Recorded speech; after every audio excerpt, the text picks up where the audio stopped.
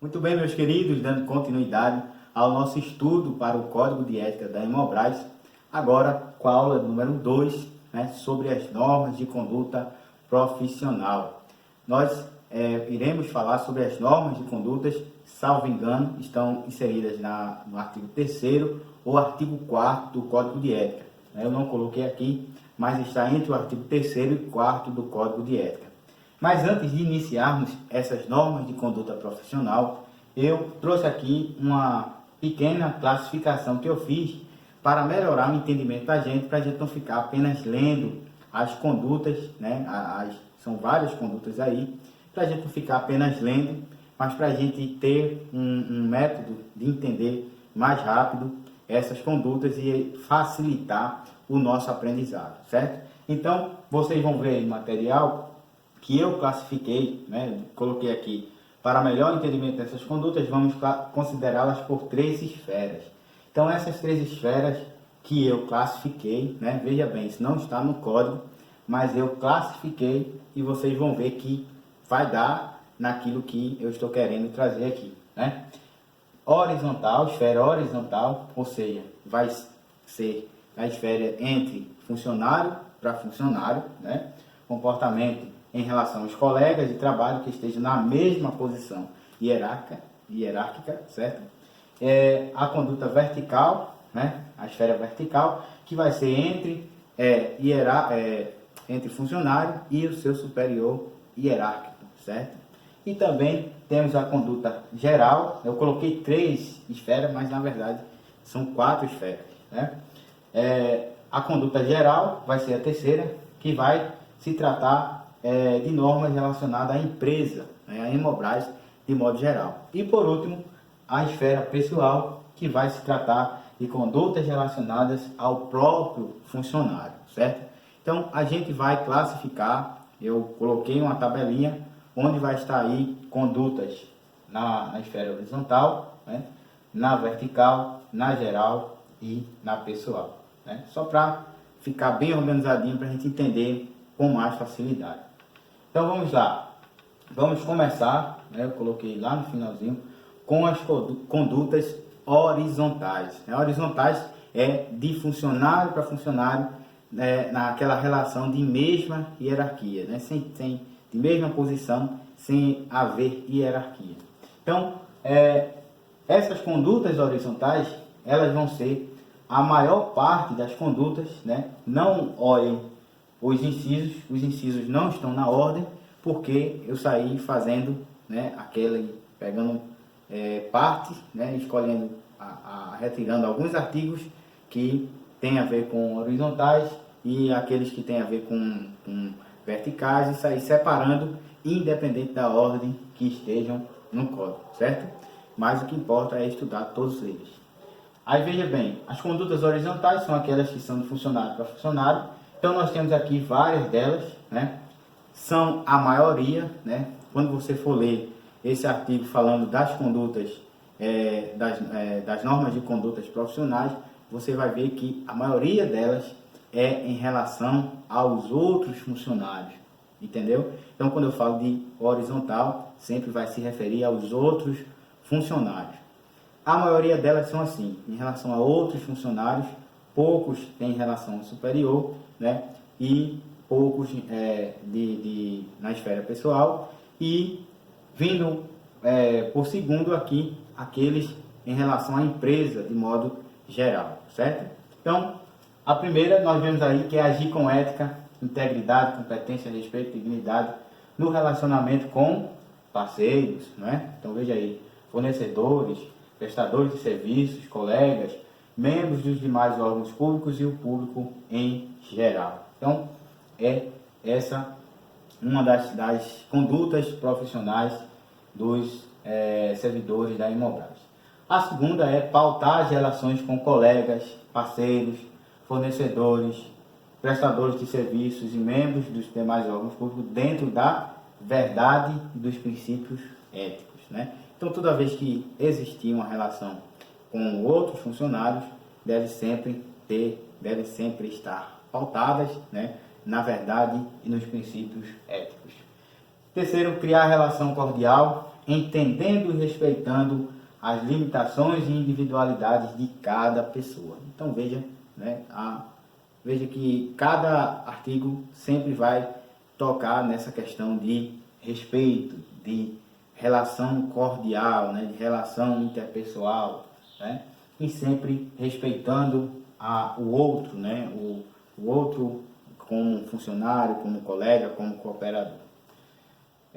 O quarto vai tratar de atuar e encorajar colegas, parceiros, fornecedores, prestadores de serviços e membros dos demais órgãos públicos a atuar profissionalmente de forma ética e de modo a assegurar a credibilidade à Hemobras, certo?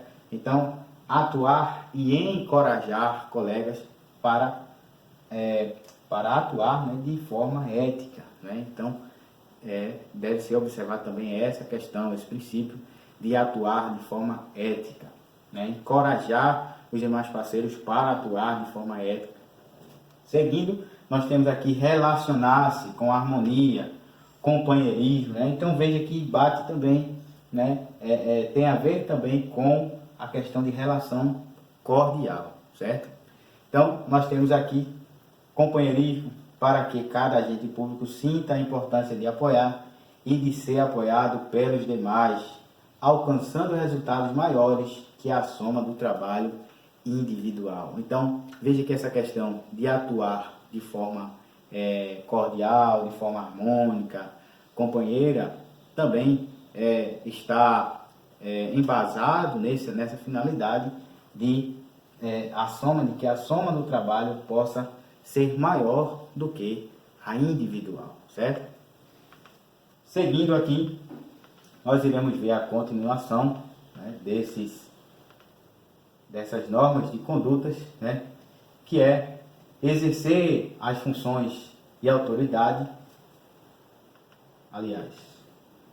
agir de forma ética, né, praticando uma boa convivência, né, corporativa, sem preconceito de nacionalidade, naturalidade, origem social ou econômica, né, raça, cor, sexo, orientação sexual, idade, estado civil, convicção filosófica ou política, credo religioso, deficiência ou quaisquer outras formas de discriminação. Então, mais uma vez, vem essa questão da igualdade, né, de tratamento entre os próprios colegas, certo?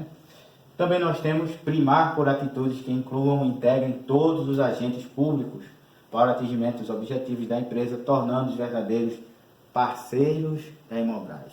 Então, veja, todas essas normas que estão dentro dessa tabelinha, dessa coluna, referente a normas horizontais, elas vão caminhando para basicamente um só objetivo, né? Que é a unidade da empresa em prol, né, do trabalho que é prestado por ela, certo? Outro sim é não fazer distinção de tratamento entre empregados públicos, terceirizados, comissionados, cedidos, requisitados e estagiários, né? Então preste bem atenção nisso, porque em algumas empresas, né, infelizmente se fazem essa distinção entre quem é empregado público, quem é terceirizado, entre quem é empregado e quem é estagiário. Geralmente o estagiário ele é muito discriminado, né, em algumas empresas, né? Mas o Código de Ética traz aqui que não deve fazer nenhuma distinção de tratamento entre nenhum desses postos aqui, certo?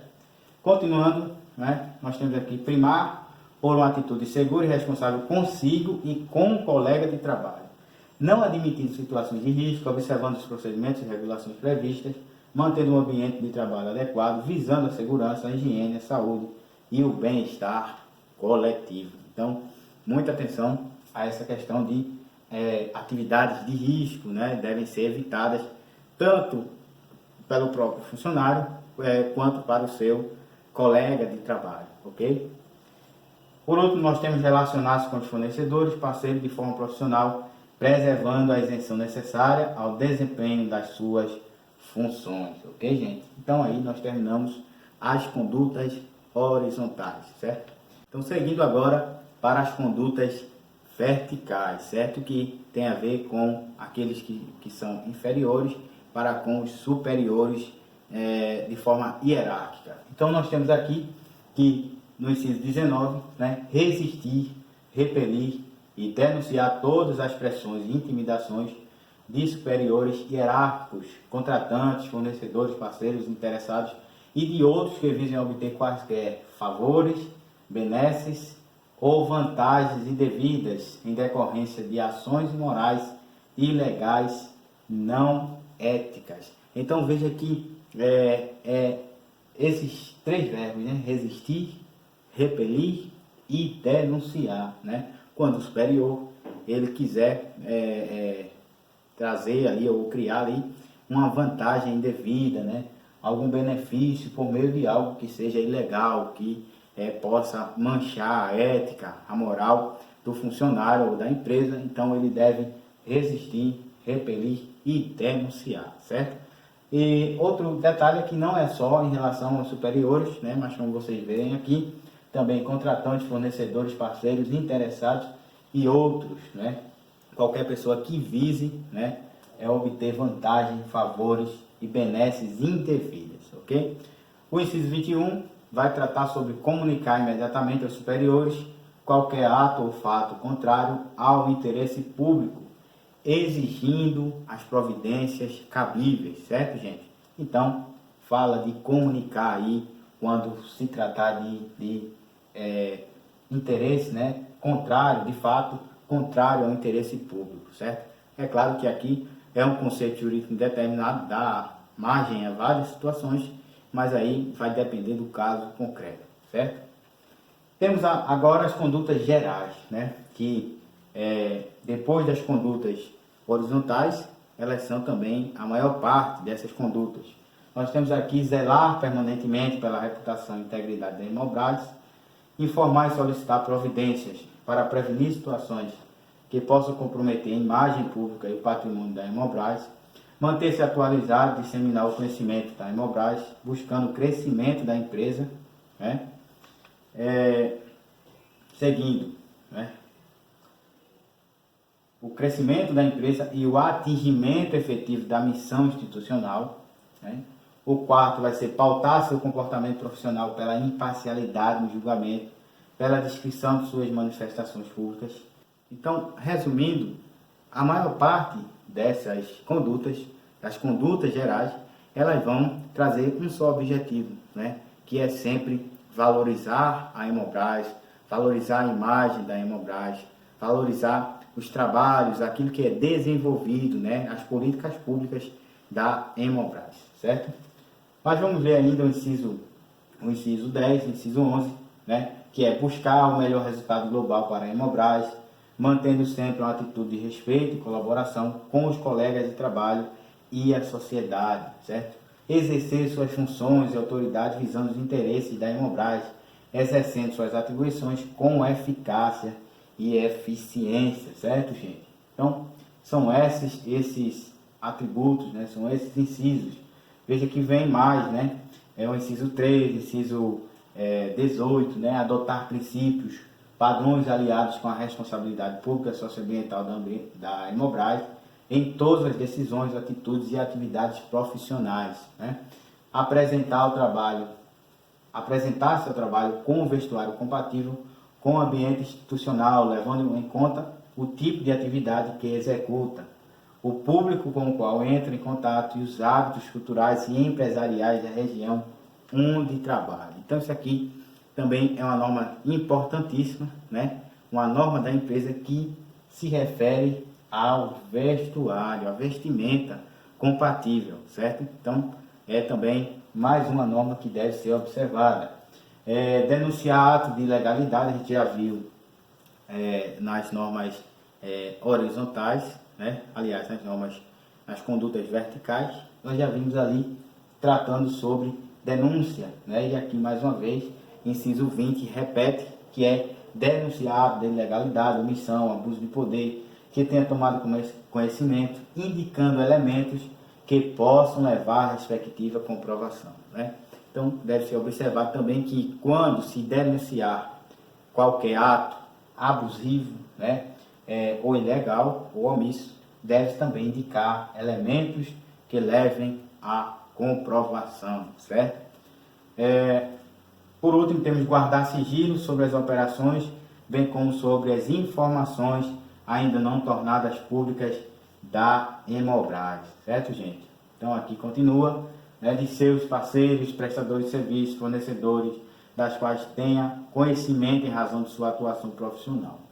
O 25, né, vai dizer estimular a viabilização de ações que permitam a otimização da comunicação interna, promovendo o desenvolvimento de trabalhos em equipe e estimulando a integração entre as áreas da empresa. E por último, atender a convocação da Comissão de Ética da Hemobras. Então, essas são as normas gerais, né, as condutas na esfera geral, que abrange sempre a Hemobras num todo, certo? Agora, por último, nós temos apenas duas condutas que eu classifiquei como as condutas pessoais.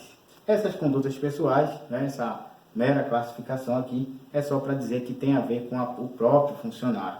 Então, vai ser o inciso 12 e o inciso 23. Né? O inciso 12 vai dizer que o funcionário deve ter consciência de que seu trabalho é regido por princípios éticos que se materializam na adequada prestação de serviços. O 23 vai trazer que custear com os seus próprios recursos as despesas pessoais incorridas em eventos patrocinados por fornecedores ou parceiros. Né? Então, quando se trata de eventos patrocinados por fornecedores ou parceiros, o próprio funcionário deve arcar com as despesas. Ok, gente? Então, nós terminamos aqui essa aula número 2, que tratou sobre as condutas profissionais. Né? Continuando, né, espero você continuando a aula de número 3. Até lá.